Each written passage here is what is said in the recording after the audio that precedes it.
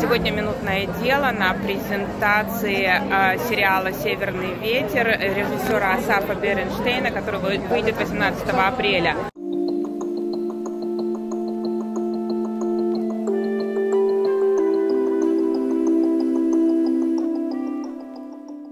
הדמות שלי קוראים דוי, רוח צפונית, סדרה חדשה שעולה.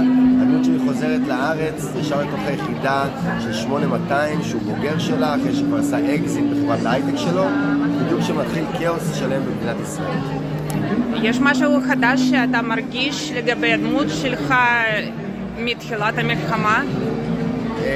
אני מרגיש שהמציאות פשוט עולה לכל דמיון, לצערי. תודה רבה, תודה, בהצלחה.